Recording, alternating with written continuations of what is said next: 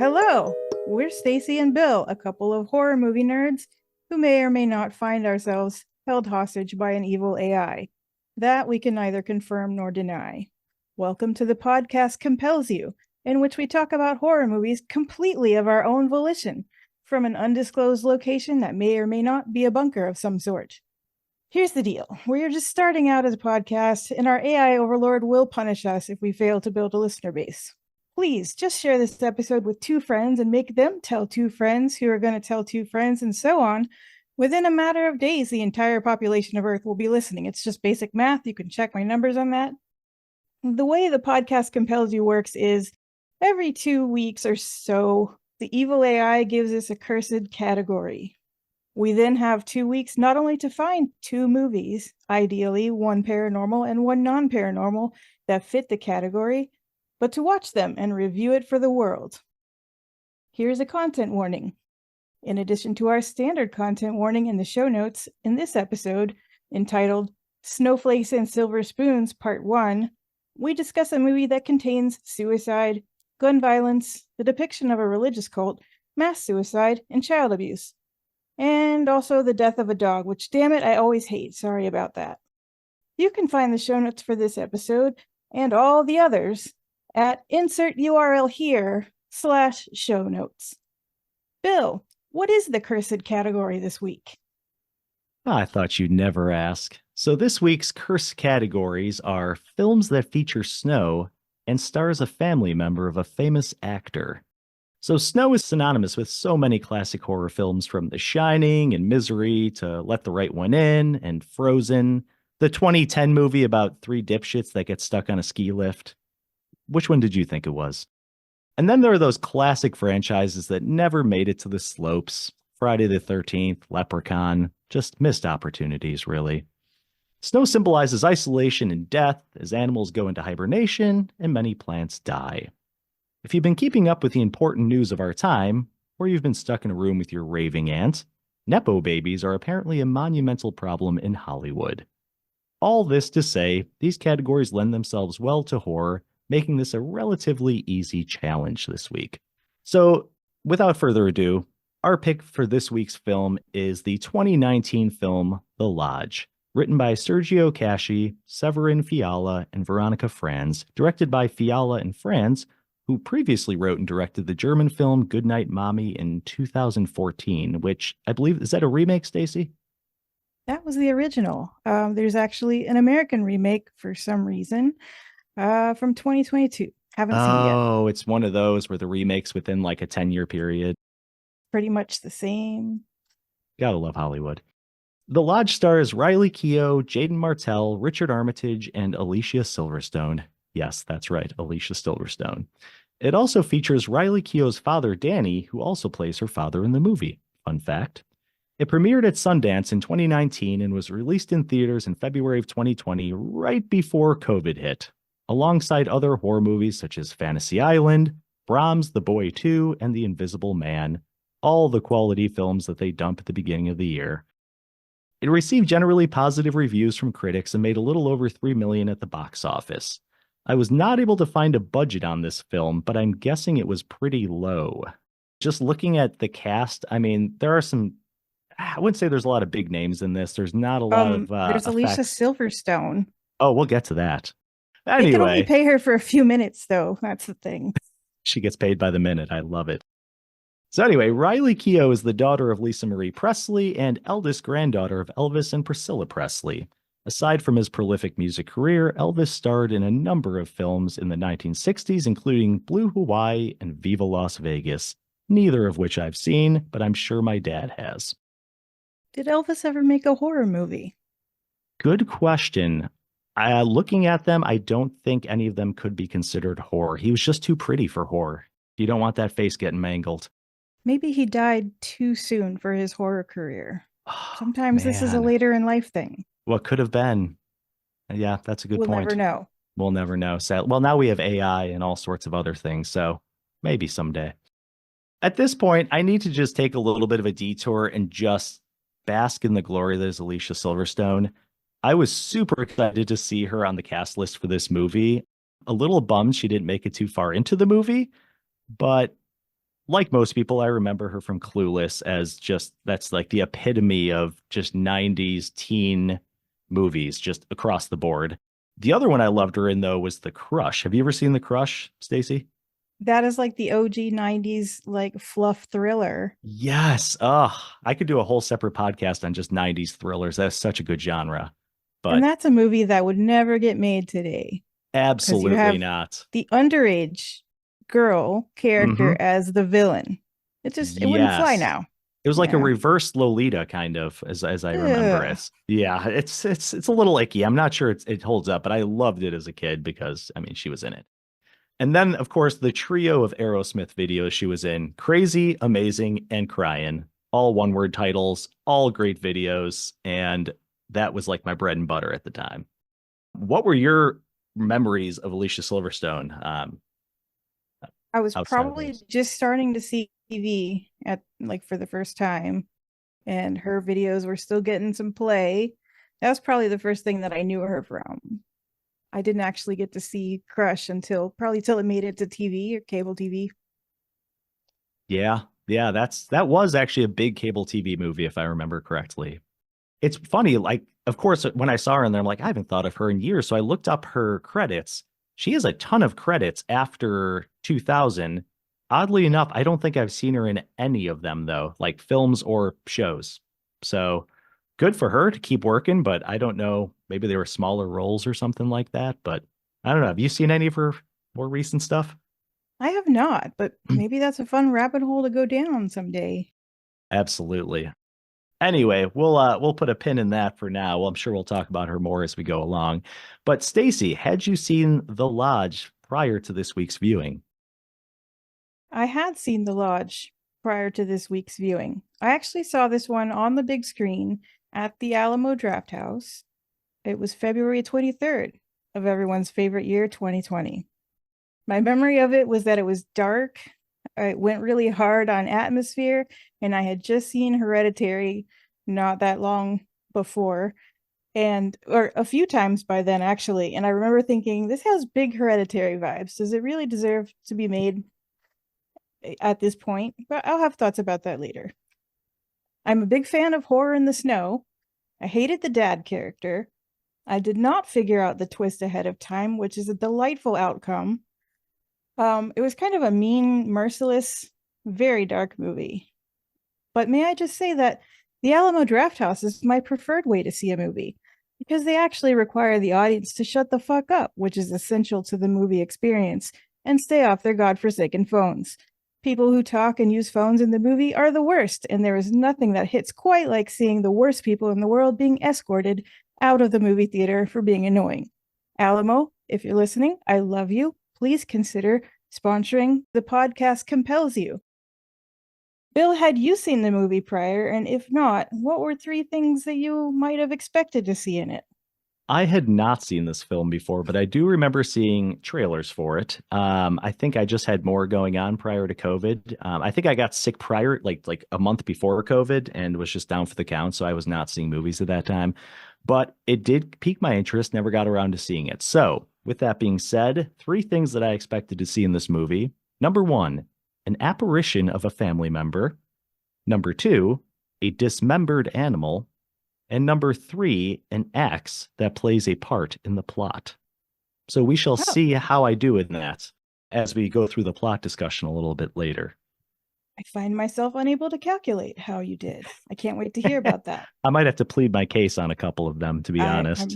I'm not remembering any of those things really, but that's even more exciting. I'm going to convince you they're in the movie. Moving on, we have our quick plot synopsis. 6 months after his wife Laura, played by the incomparable Alicia Silverstone, eats a bullet, Richard, takes his traumatized kids, Aiden and Mia, and his new fiancée, Grace, to his remote lodge in a snowy rural Massachusetts for a fun-filled Christmas weekend of decorating, ice skating, and playing with dolls. Grace even tries her hand at swimming in the frozen pond, unsuccessfully. Richard must return to the city for a few days to take care of important writer duties, ? And leaves Grace with the kids and an antique handgun to, bond. Did I mention they blame her for their mother's death? and they researched her and found out she was the subject of one of her father's books on religious death cults and she was the sole survivor? What could possibly go wrong? We'll find out. Now we're going to move on to our dark fact of the day. The dark fact of the day is to really just uplift our audience and really just put them in the right state of mind for the upcoming plot discussion of a very cheery and heartwarming movie. So the dark fact of the day today is people who have been found after dying of hypothermia have sometimes shed their clothes in their final throes. It has occurred often enough that it has been given a name, paradoxical undressing.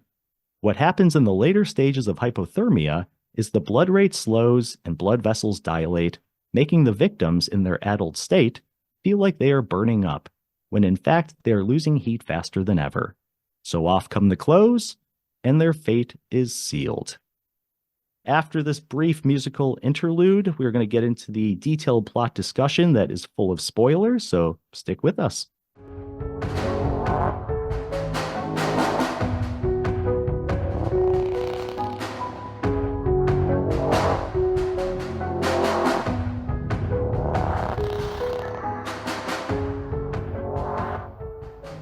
All right, we're back. I'm going to go ahead and throw it back over to Stacy, who's going to take us through a plot discussion, hit some of the main beats and some of the trivia fun facts, and I'll pop in as needed as well. So, Stacy, it's all you.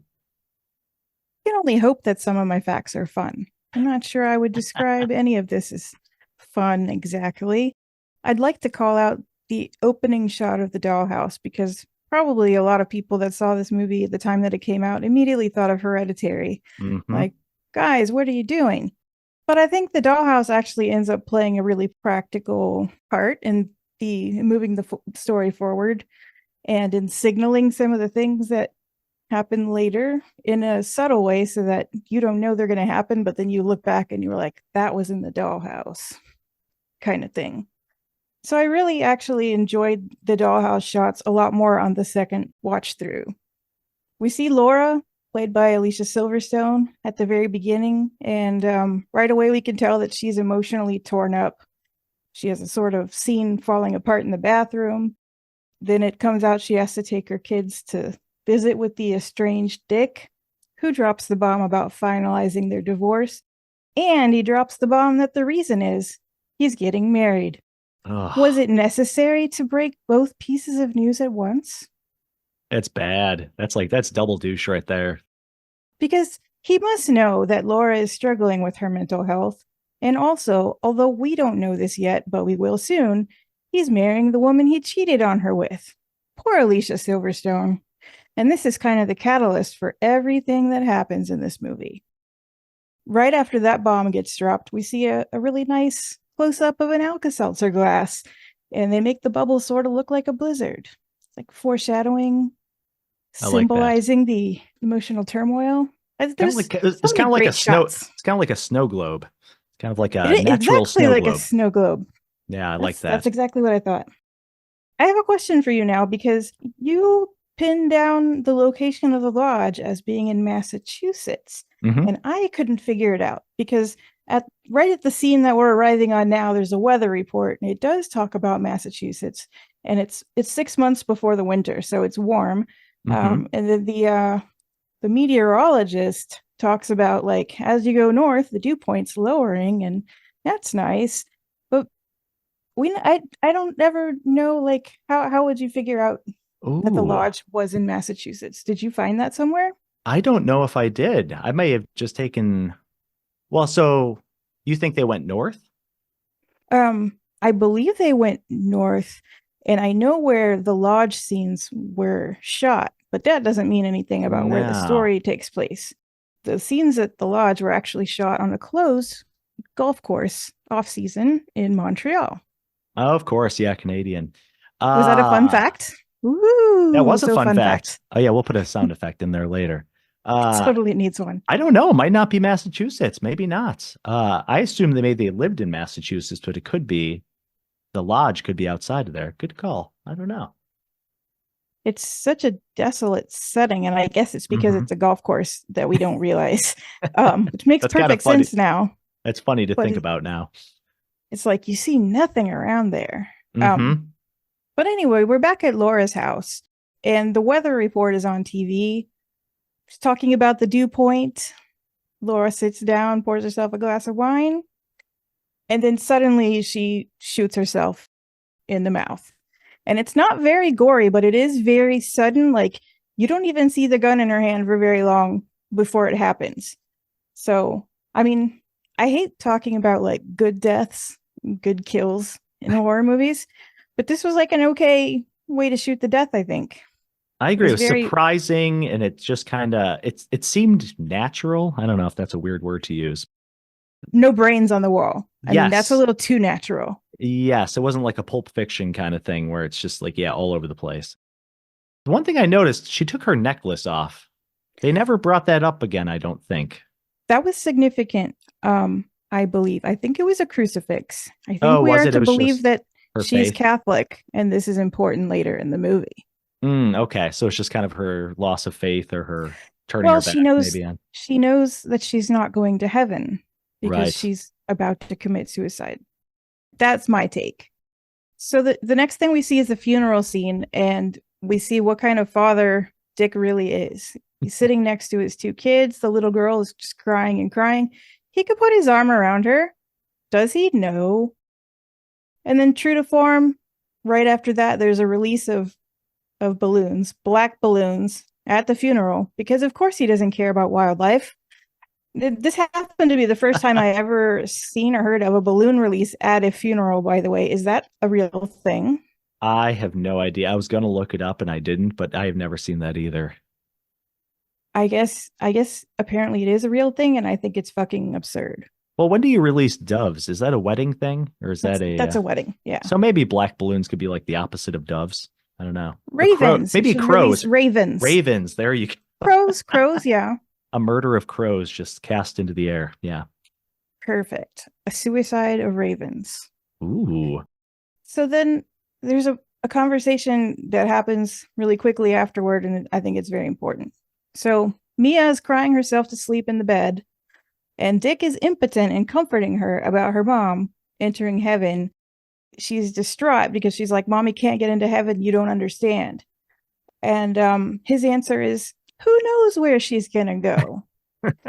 Just why? Why couldn't he just say, of course she's going to heaven? Mm-hmm. Or, don't worry, heaven doesn't exist anyway. It's just a nice idea. Right. He doesn't seem all that religious himself, and I've noticed more evidence of that later on. So it's kind of like he's just a failure. Yes. That's what it is. Yes. I was gonna ask you about that if you thought he was religious at all, but yeah, I get the impression that she was just ultra religious and he was just the total opposite. I think that either he went along with her religion. Now Grace is anti-religion. He's going to go along with that. Right. He's not a guy that has a lot of convictions one way or another. Maybe that's it. Yes. Mm-hmm. I agree. But importantly, at this point, we see that Aiden is the one that actually provides the comfort to his sister. Mm-hmm. And that's kind of a significant thing. Then we see the funeral scene in the dollhouse. The next scene is that family meal with the really weird plastic turkey decorations. Yeah, that was very odd. I think they zoomed in later to like the dollhouse where they had those, but I don't know why in the real world they had those. I couldn't make heads or tails of that. It was very strange. At some point we see either remembering or a flashback or a video, but I don't know at what point. Oh, there's a video of Alicia the old Silverstone. family. Yes, Laura. Yeah. And they're wearing them as hats. Oh, maybe that's it. Okay. So maybe this is the foreshadowing of a hanging or something. I don't know. Not saying that's going to happen, but hey, maybe not. I like to read too much into all of this, you know. Absolutely. So the next problematic thing that happens is that Dick proposes this lodge vacation with Grace, and to make things worse, he's going to be working. So Grace would stay alone with the kids. And I know like hindsight is 2020, but why would anyone think this is a good idea? Even if she was a lady with a perfectly normal background. Why did he just not take off work? He never even gave a good reason except for like, they need me. Yeah. Well, here's the other thing. So right out of the gate, is he a writer? Is that his profession? Okay, that's what I thought.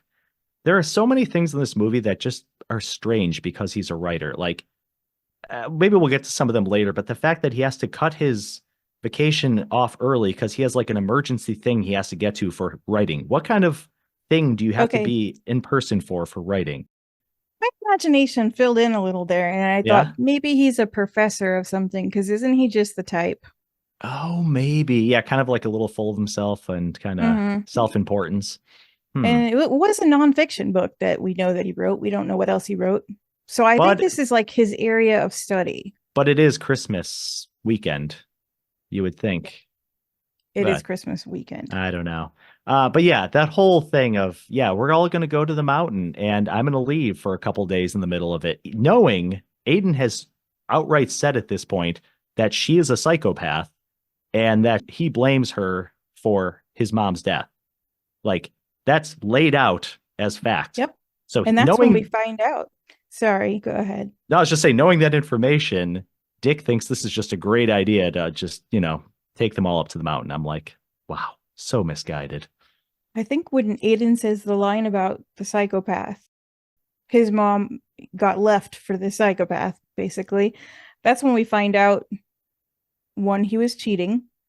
Mm-hmm. Two, that's when we find out Grace was actually the subject of his book, which, if he is a professor or something, now we officially know that he's both personally and professionally sketchy, Mm-hmm. skeevy. So yeah, something's off. Yeah, for sure. And why doesn't he listen to his children about not wanting to go, which Right. they say on multiple occasions, and especially about not wanting to stay alone with Grace, who's kind of Yeah. almost a stranger? Right. He asked their opinion in the first place. Why would he ask if he doesn't care that their answer is no? Yep. Exactly. But anyway, then we get some more spooky dollhouse shots, and then those kids, those nosy kids, go into their dad's computer and learn all about Grace's cult backstory and probably watch stuff they should not be watching, about the mass suicide. There's dead bodies with masking tape over them, and sin written like with Sharpies, I imagine, big fat Sharpies over their mouths. And then we can see in a mirror at some point that it's Grace taking the video. They already showed that she was the only survivor.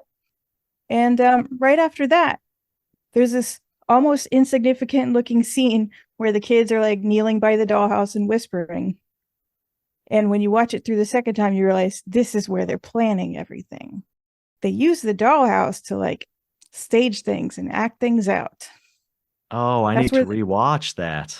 yeah, that's where the plan is made. Interesting. But on the first time through, it just looks like they're hanging out by the dollhouse. Maybe the girl's playing and the boys is talking to her. Maybe they're both playing. But it's actually a storytelling device, which is why I now accept that it's not just a Hereditary ripoff with the dollhouse shots, Up next, they drive out to the lodge. They're driving into the snow. It's getting dark, and the tension and the anger in that car are just palpable. I don't think any of the four of them is happy No. in that car ride. They get to the lodge, which is just a word for vacation house, we figure out. And Yeah, but I the thought that was lodge good. is a nice terse title, the vacation Yes. house, not the same ring. No. And you've heard of Chekhov's gun, right? Mm-hmm. Well, Dick presents Grace at this moment with what I like to call Chekhov's dog bed. Dick is like, here's where the dog is going to sleep. Is it fair to say that it is implied that he doesn't want the dog in the bed? I know that opinions differ on this, but it would be a red flag to me. And Grace does seem surprised. But then she gives right in. She's so desperate to be loved and part of a family. I It's would so say sad. as soon as they get in the car, I just feel bad for Grace for like so long into this movie. Like it's uncomfortable how bad I feel for her in some of these scenes. So uncomfortable. The dog bed, it seemed like significant, but I couldn't figure out why because they make a big point of it. Oh, okay, I'll put it over here. And she's like, okay. Just seems like a throwaway Chekhov's dog line. bed. Yep. There's always a reason for everything, right? This actor does a really good job of seeming like she is very uncomfortable as Yes. she's like putting away the Christmas gifts. And then there's the atmosphere, these ominous religious portraits and things. She has an ominous nosebleed. There's ominous music in the soundtrack. Mm-hmm. And then later, Dick is in the room with her. She notices a crucifix and he's like, "Oh, I'll take it down. It was Laura's." So that's how I know he's not really religious, at least not Right. anymore. That Right. was Laura's. Well, you also Either wonder, like as a human, does he have like how does he feel bad about the Laura thing? You know, like at some level he has to, but like does keeping that up like kind of in a good way remind him of her? You know, like is it almost sentimental? Or is it just like, mm, oh yeah, she was religious, that was hers, you know, like I again, I can't try to really say that. Yeah, I don't really see that he cares much about he doesn't show any any sentiment of that. for any of that throughout the entire movie about I Laura. mean, Like he was already out the door, so he was probably just like, thank goodness. there's a loose end that was tied up. Now we don't have to go to court, you Yeah. know? Oh God, it's terrible. I mean, Anyway, that's how I feel about the guy. Maybe it's unfair, but we're just gonna keep ragging on Dick here because yeah, poor Dick. poor Dick. So then there's also this weird moment where like Grace gets the giggles. They're having kind of an intimate moment, and it's Yes. just a bit too much. Like maybe she is still kind of childlike due to her culty past and her Hmm. trauma, and it just makes me feel more ick about that relationship. Did you notice? I think this is the part. So this is where they're in bed together, right? Mm-hmm. So there is a shot right like during this where it cuts to the stairwell, which they often cut to, that little stairwell, the wooden stairwell. And for a split second, you see someone walking up it. Oh, I It missed is the that. it is the weirdest thing. And I'm like, is it supposed to be Aiden? But they just showed the two Aiden and Mia sleeping in the bed together, like trying to put pillows over their head because they were annoyed by Dick and Grace. But it's the Maybe they're, strangest thing. yeah. I don't know if it was supposed to just kind of be like a not a jump scare, but like a little nugget of something to like get the viewer to be like, huh, what's going on there? But it's like next time you watch it, it's just a split second. Very strange. Anyway, Maybe, yeah, maybe it's Aiden just like getting stuff, yeah, staged and ready to go. Also, could maybe be. it's a good time for another like supernatural red herring, like all of this like I religious think it's imagery and that, stuff is. honestly. Yeah, for sure. Yeah, because they have to keep us wondering what it is Right. as long as possible. Next up is the last time that they're all together until the end of the movie, and it's ice skating day. Except poor Grace cannot skate. The dad tells the kids to help her, but instead, Aiden says, "That was my mom's hat," and takes it back from her, even though it's literally freezing. Come on, Aiden. Then Grace ends up saving Mia from falling into the fishing hole to go after her doll, and Grace falls in herself. Right after that, there's a rescue. Ice is continuing to break. It's pretty scary. Right after that, we see that Mia still has the doll. So did the doll never actually fall in? I feel like we saw it fall in, I but think then she got it. Didn't Grace get it for her? maybe I just missed that.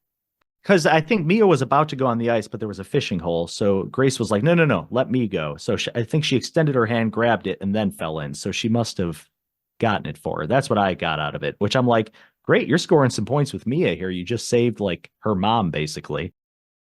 Yeah, that made me think of the rest of the movie in a slightly different way because Hmm. there's some moments with Mia, Yeah, not with Aiden.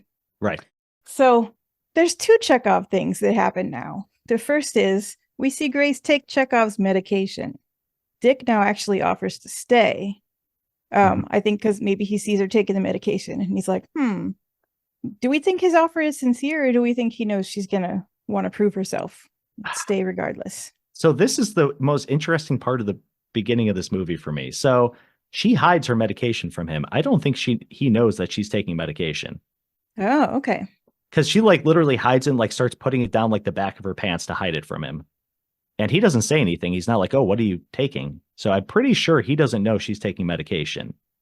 And this whole Oh. part is very odd because right before this, he calls whoever back in the city and he's like, I don't think I can make it. There's been an emergency.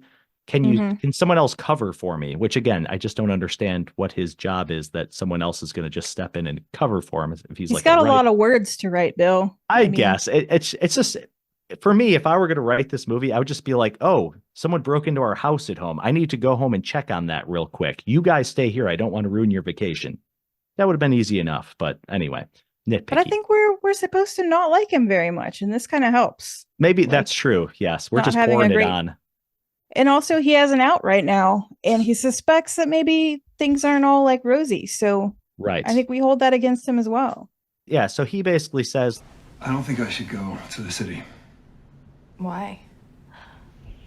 Because I don't want to leave you here with the kids if you're not feeling up to it. I'm feeling fine. It was my idea, and it took a couple days. I can do a couple days. You sure? Yeah. As long as I don't have to go ice skating. But then he immediately pivots, goes into the closet, opens a safe, and shows her the family heirloom pistol. This makes no sense to me. Family heirloom pistol. But the way that he goes from, oh, you're gonna stay here. Oh, let me show you a pistol. It is the strangest thing. I don't understand it. It's like, is this what you do when you live in the boonies? It's like, oh, you're staying with my kids? Here's a pistol. Like, I don't know. Maybe I'm just like an ignorant city boy, but I know it. I mean, not that you are, but I think that there are certain people who would think exactly that way. Yeah, but like I don't know if that's. It doesn't seem like him though. No, it doesn't at all. He's a not writer. Like yeah, he's a writer. He's like an intellectual, I'm assuming. He's like probably a pacifist. Oh, absolutely a pacifist. So it's like, yeah, here, you're going to watch my kids. Here's the gun. See ya. Like, okay. That just struck me as very odd, like an odd shift all of a sudden. But anyway. So we've collected Chekhov's medication. We've collected Chekhov's gun. Something is going to happen with that shit later. And Chekhov's dog bed as well. Dog bed. It's so sad. And then the next scene is really just to drive home how long the kids are willing to ignore Grace completely. She decorates alone for Christmas. Mm-hmm. At one point, she does ask Mia what she wants for Christmas, and Mia expresses, I think, a sincere wish that she would like to have a dog for Christmas. And then Grace kind of maybe overshares a little that she never got presents due to her father's religious beliefs. And then she got Grady for herself as a present that symbolizes her new life. Tragic. And then Mia sort of like, I guess, drives in the knife. She shows Grace a video of the kids making snow angels with their mom. I mean, I'm not against this. I think that's a nice present. It's meant for a present for their dad. But Grace is not in a place where she can be like, have a mature reaction about it. Right. She just walks out of the room, which is not a good reaction, I think, for an adult. Could be worse. Absolutely. Yeah, it's just a bad situation all around. I mean, I don't know how I'd react. We're meant to understand that she's not up to the task, and the kid's treatment of her is starting to break her down. Yeah. I also think probably she was not healthy enough to be in this relationship or in this situation alone with these kids. But in defense of her, she is really trying. I mean, the fact that she brought gifts for them, that was the moment where I'm like, when she's packing the gifts in her bag, I'm like, okay, like that's where you really feel for her. Like she's putting it out there, you know, and she makes food for them. I would be like, y'all are on your own. If that's how you're going to act, let's see what you're going to eat. Oh, absolutely. I would have no problem doing that. Not a babysitter.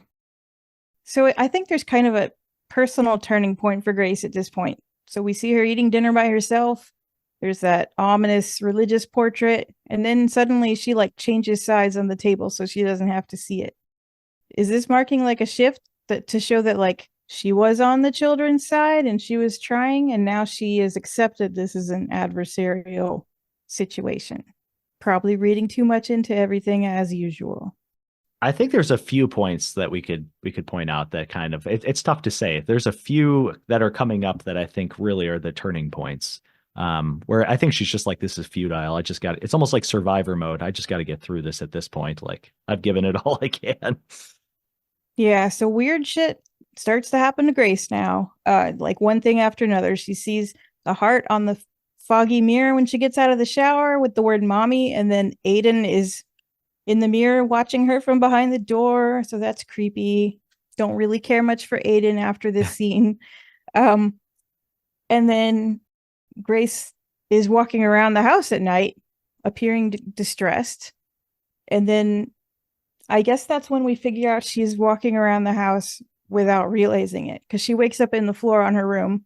Right. Mia's doll is in her suitcase. So like, did she put it there?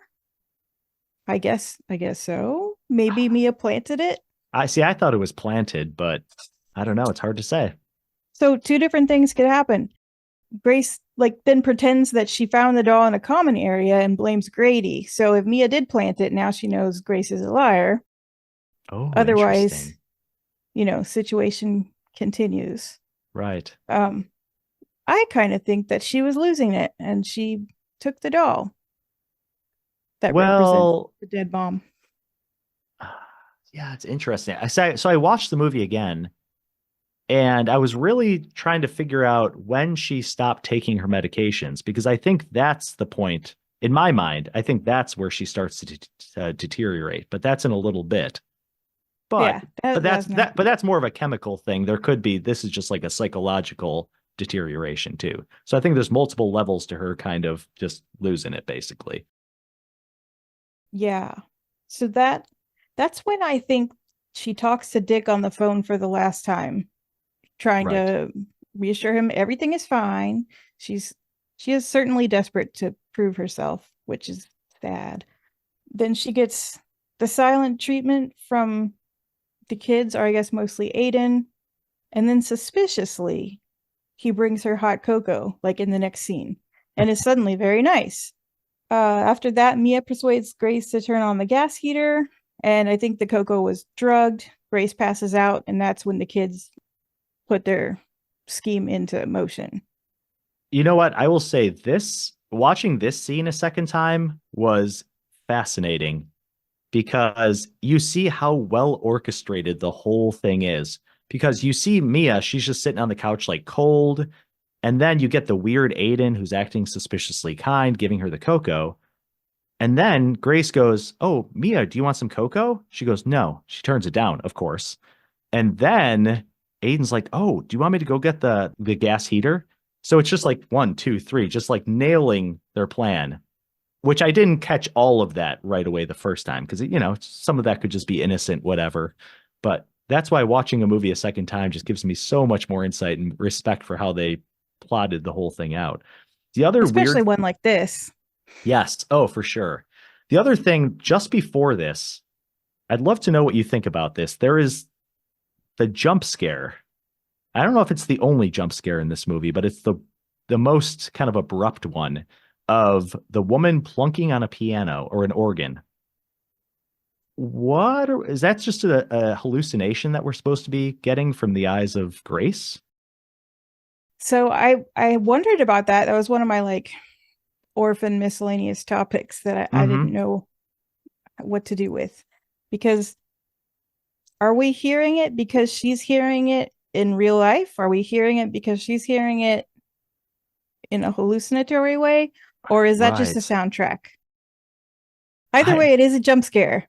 And there's a woman, I think it's a woman, or it's like a silhouette of someone like playing the piano or an organ or something. So it's like just randomly in like a hallway in the house. So it's like, it's not her.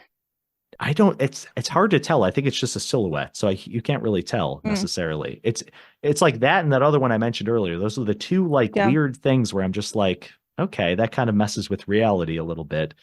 But I don't know. I thought that was rather strange.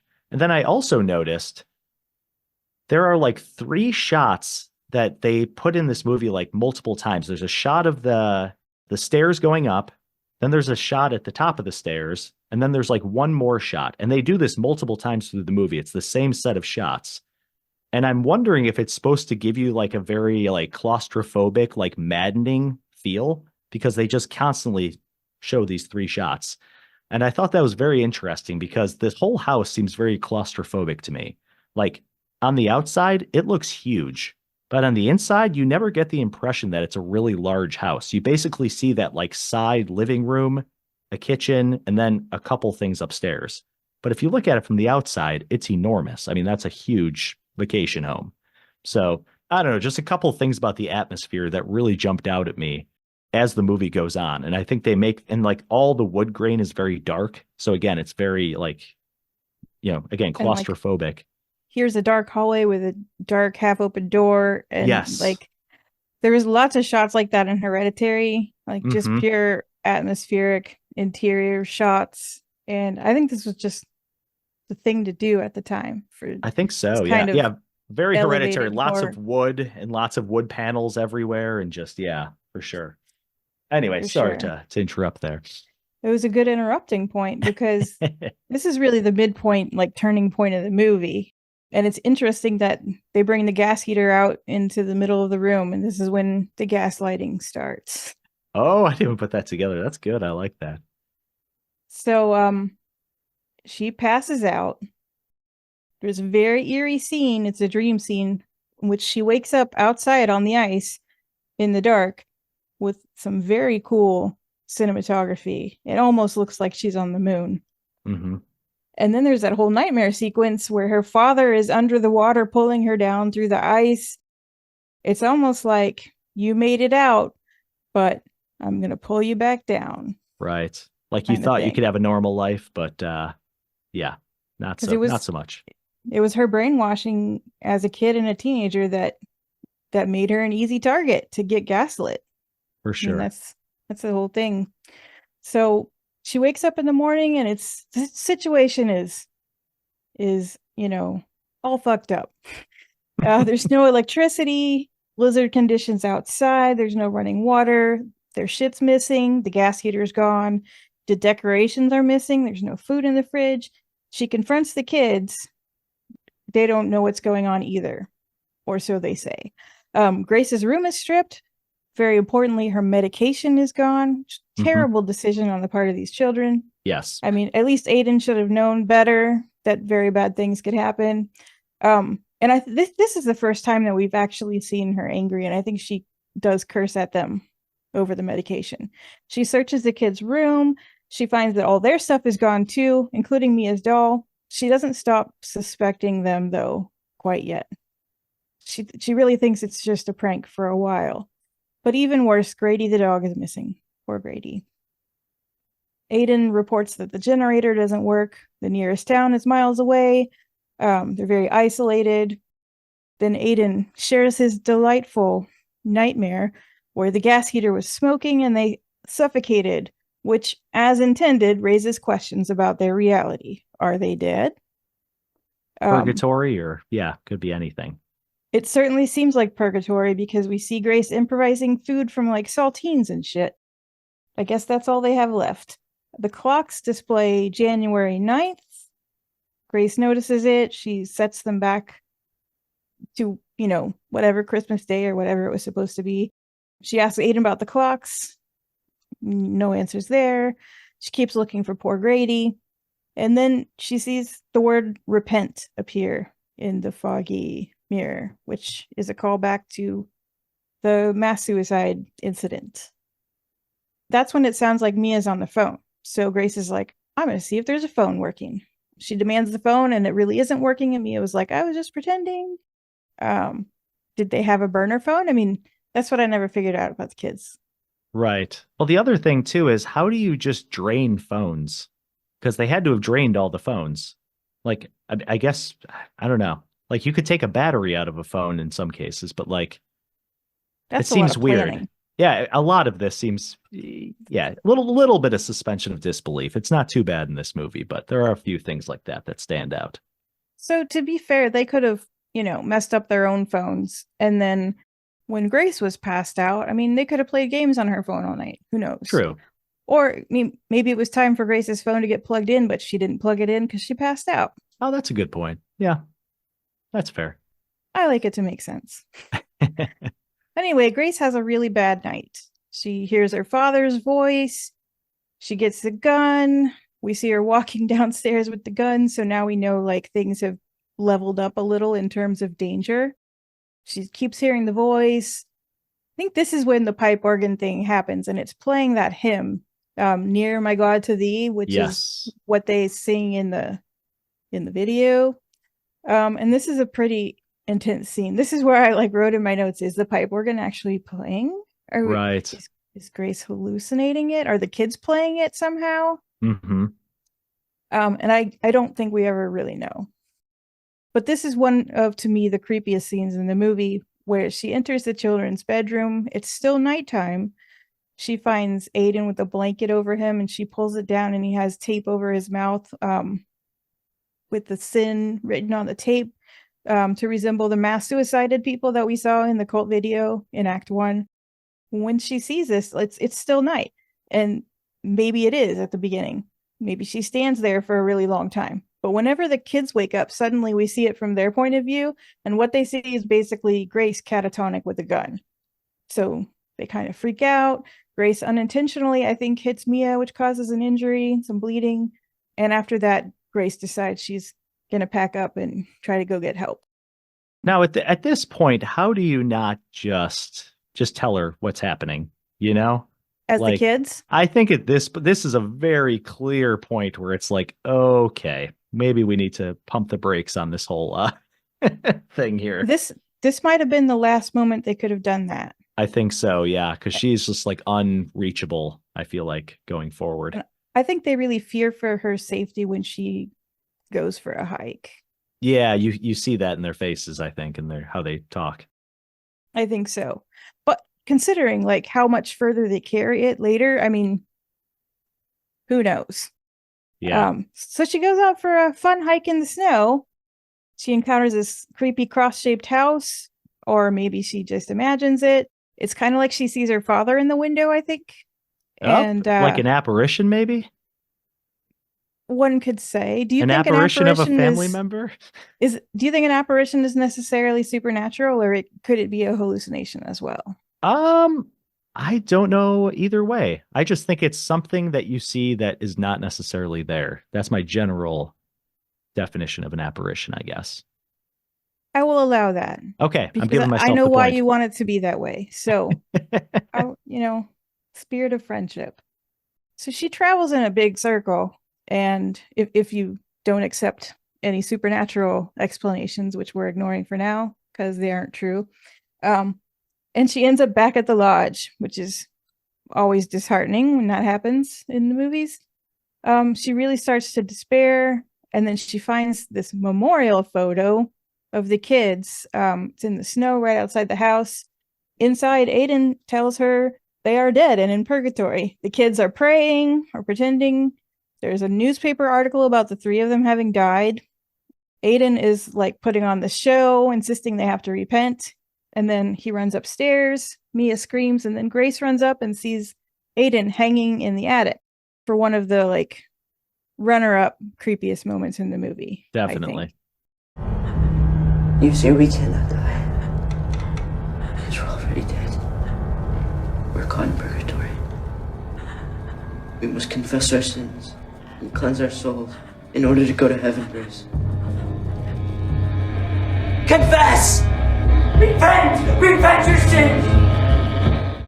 There's a little bit later, a very brief shot of a harness lying on the attic floor. Did you catch that? I did not, no. Interesting. That is how he did the trick. Huh. I think there's like other clues too. I can't think of what they are right now, but that's how he hung himself without dying. And at the same time that you see the harness, you also see the speaker they've been playing the media through. Right. So we know for sure at that moment, if you're paying attention, that this is all a big trick. Yes. But it's far too late for anything to be done about it. Right. The next thing we see Grace is outside in the snow, walking on like her bare knees in a circle, repenting and praying.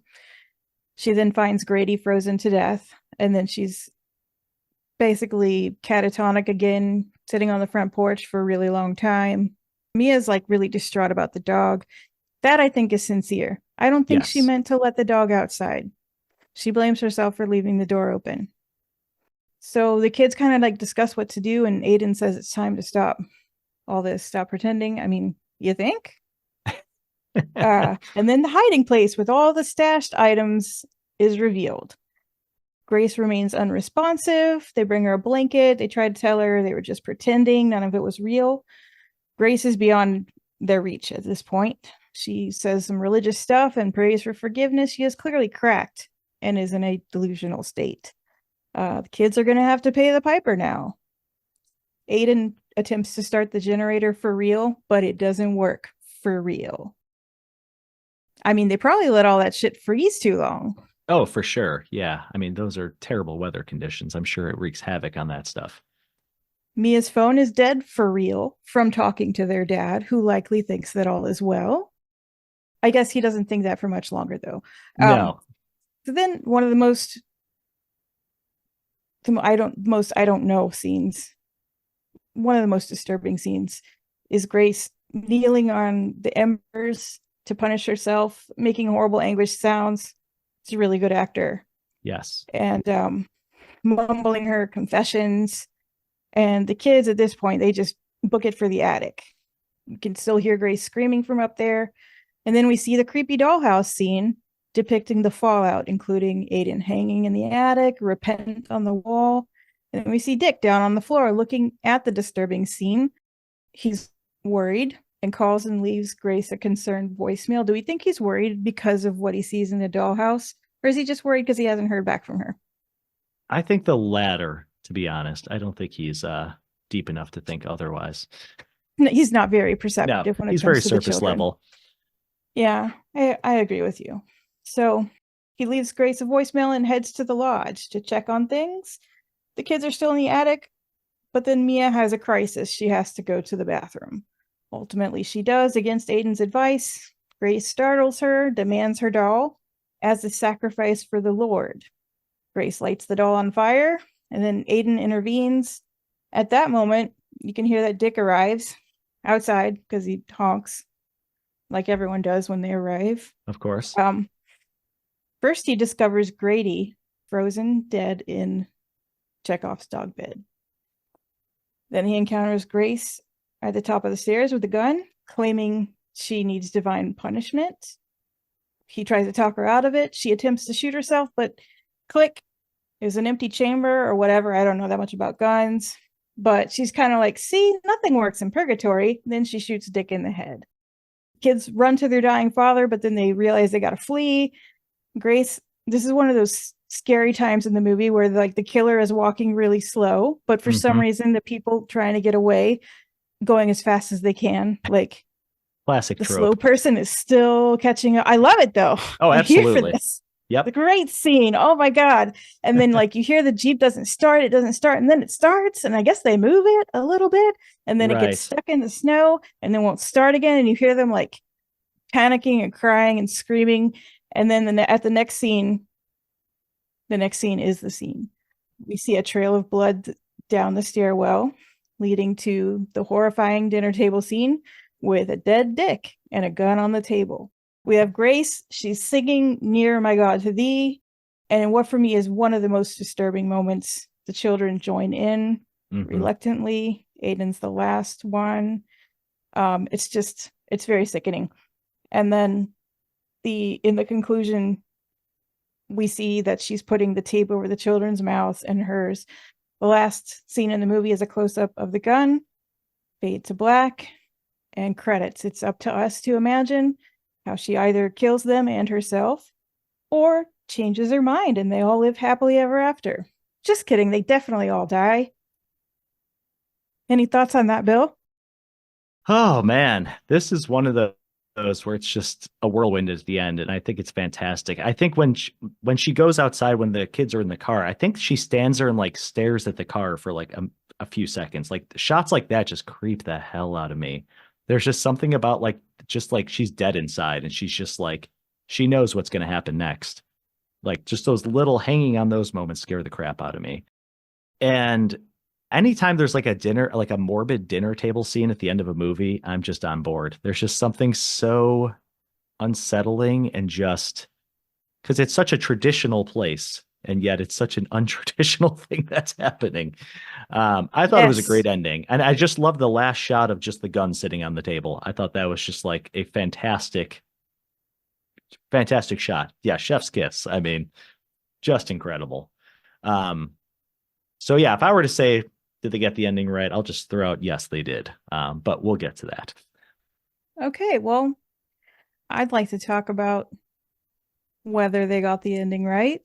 To start with, there seemed to be rumors of an alternate ending, but I did not find anything for sure. Did you? I did not. I saw someone say that there was one where you hear gunshots. Like Mm, you don't see anything, but you hear gunshots and then it goes to black. But I wasn't able to find anything to confirm that. So I don't think you need it necessarily. I think it's better if your mind just kind of puts it together. But agreed. But let's think about how else it could have ended. So, what if instead of an empty chamber, there's actually a bullet that went off into Grace's temple, sparing everyone else? Hmm. So, the kids probably learned their lesson. Dick's probably not going to change. Or Dick could have tackled her on the stairs and saved the day and perhaps risen a little bit in my estimation. Or Dick could still die, but then the kids either talk Grace down or they violently incapacitate her, which I mean, they're capable of so much scheming and other stuff, you know. Right. We never saw them commit any actual violence, but that would have been interesting. Or the kids succeed in getting away in the car somehow. Or they managed to grab the gun during the dinner table scene, which I really wanted one of them to do, but I knew it wasn't going to happen. And they could either take Grace out or they could just use the threat of the gun possibly to escape, either on foot if the car doesn't work or the car. Bill, did you think of any other endings? Well, actually, just as you were talking about that, you could have had Dick. So, like we were saying, he might be a writer, but let's just assume he's a professor of some sort. So if he's studying death cults or religious cults, he's probably some sort of psychology professor, something in that realm. So he could have talked her down using his knowledge of psychology and psychosis and basically be on her level, speak to her as on the same level, speak to her delusion, so to speak, and kind of talk her off the ledge that way too. That again would give him a little bit more credence. He'd be a smarter character then. He'd actually be like kind of a hero that used his, his actual knowledge to save the day. That would be an arc for him. That would be an arc. Yes, maybe that's the word we're looking for, an arc. He doesn't really have much of an arc. Really but I'm gonna spin a little tale for you here though. So all right. This one's gonna kind of rewrite part of the story potentially. So when Dick returns and finds Grace with the gun to her head, there's a flashback showing Dick and Grace as children in the death cult house. Because before, if you remember, there's a video showing the congregation, and there's a bunch of little kids. I think Grace is one of the little kids. So Dick is now sitting next to Grace. They're both children. And they cut to a scene where he's begging her to run away with him, but she won't leave because her father is, the pastor. He's everything to her. So plagued by survivor's guilt, he makes it his goal to keep Grace safe, thereby forming an extremely unhealthy relationship with her the rest of his life. So now he's fooled into thinking she is mentally healthy, unaware that she's taking pills and that she's been hiding it from him. And that's why he thinks it's okay to leave his kids with her. And he decides to marry her and wants so badly to believe that they would have a happy, normal life. So when he walks in and he sees her with the gun, at that moment, he realizes that he has failed her, he's failed his kids, and he's failed Laura. So she points the gun at him and he convinces her to let him do the job himself. He kills himself out of intense guilt. Wow. That was truly a different ending. Now, I don't know if he would have just killed himself. I don't know what would have happened with the kids still. I don't know. Maybe they are able to incapacitate her or something.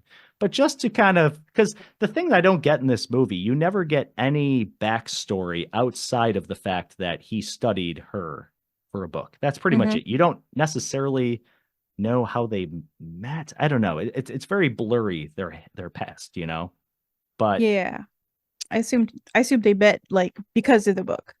Right. But so how did it get from that to now they're dating? Why? There's just little parts that I just feel like word filled in that I would try to fill in a little bit with just a little flashback. Why is he with her, knowing what he knows about her? Is he have a god complex himself? Is he trying to save her? There's a lot of little things like that. I feel like he's taking advantage of her because she's an easy target. Ooh, interesting. And that could be who would know that more than he would after interviewing her and writing the book? Right. Yeah, that's a good point.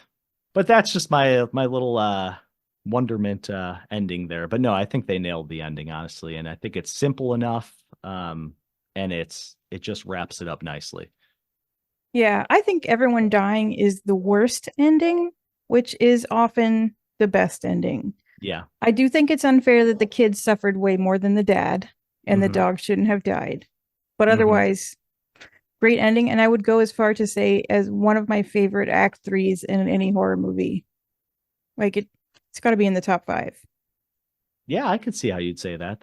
I'll have to think about that. I agree though. It ramps up real well. It's got good pacing at the end. Here's a question for you. Do you think Mia was more just at the whim of Aiden? Like, was she just acting as kind of like a puppet for Aiden, do you think? Or do you think she actually had contempt, as much contempt, let's say, as Aiden towards Grace? I wondered about that. Like, does she have any culpability? Does she have some but less than Aiden? Right. It seems like she does have more empathy and feelings than Aiden does. Right. But still, Like, she could have been a whistleblower. It wouldn't have taken much. true. I mean, she's the only one that has a genuine moment with Grace when they're talking about, like, what does she want for Christmas? Like, Aiden doesn't have a single A genuine couple moment with her. genuine moments. Yeah, true. You're right. Yeah. So I'm just, Yeah. or she's just a really good actor or just a really good psychopath who can just like turn that on. So I don't know. I just thought that was an interesting thing. Another unanswered question. Would Laura and Grace be good friends, do you think, in another life?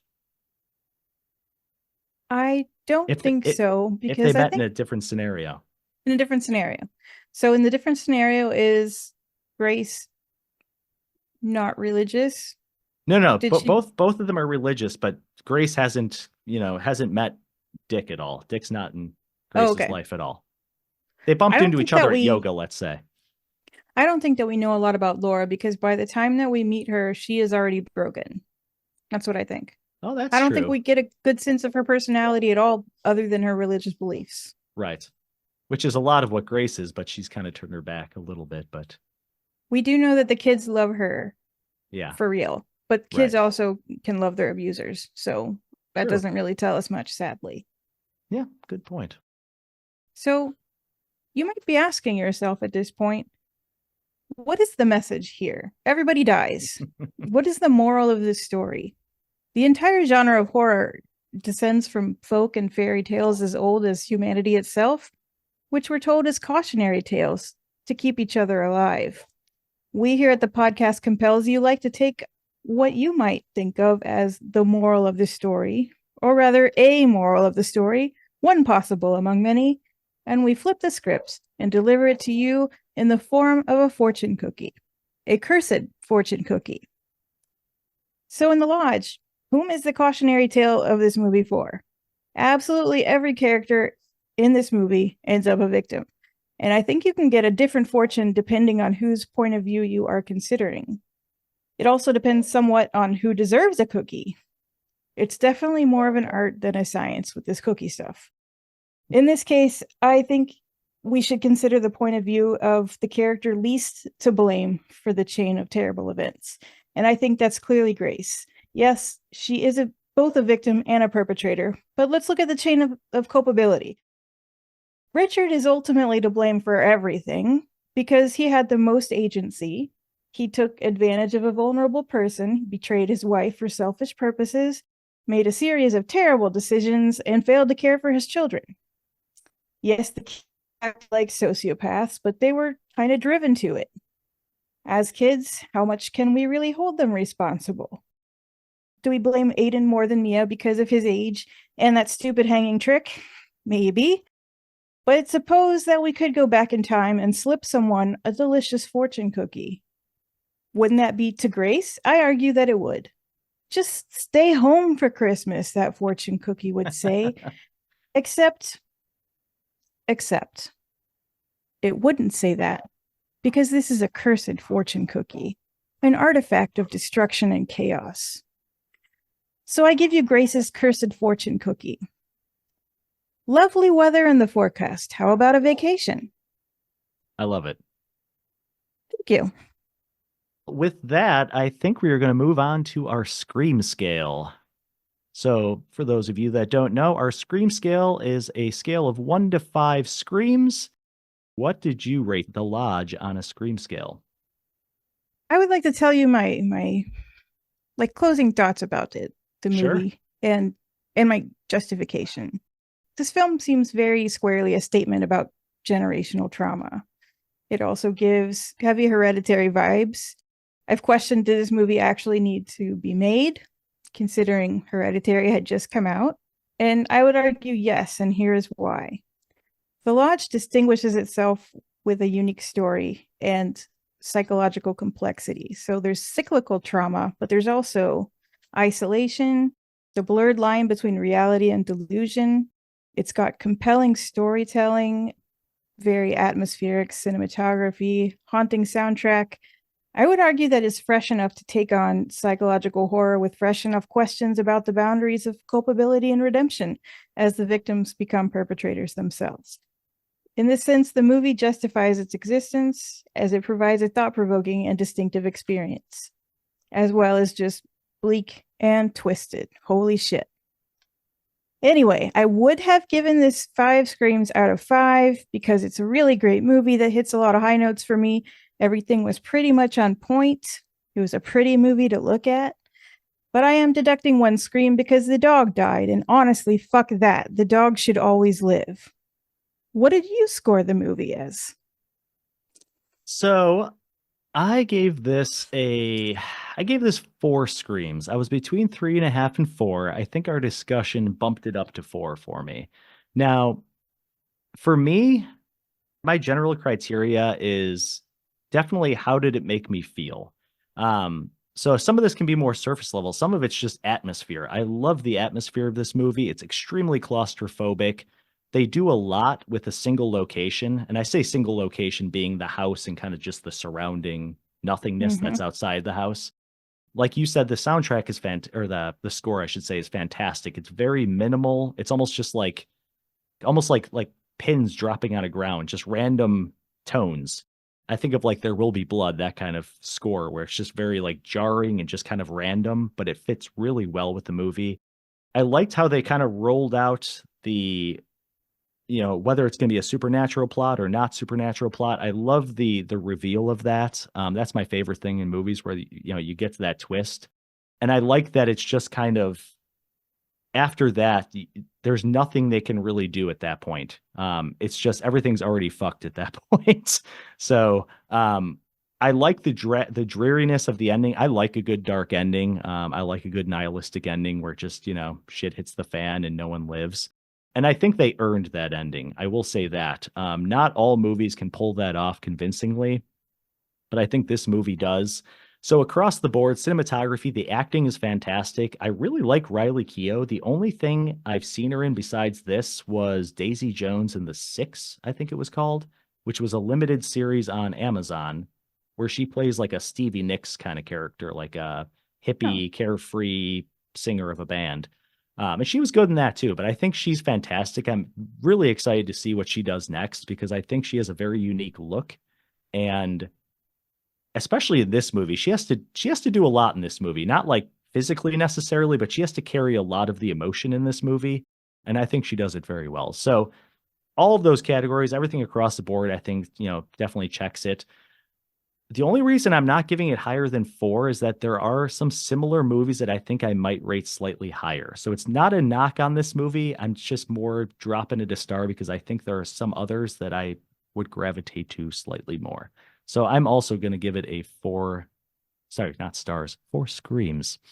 So that gives us an average of 4. 4. Look at that math. We agree today. That's so nice. Yeah, I agree. I have kind of a random question. Yes. I noticed in this movie and also like on the movie posters and like the cover of the soundtrack, they use the upside down cross a lot.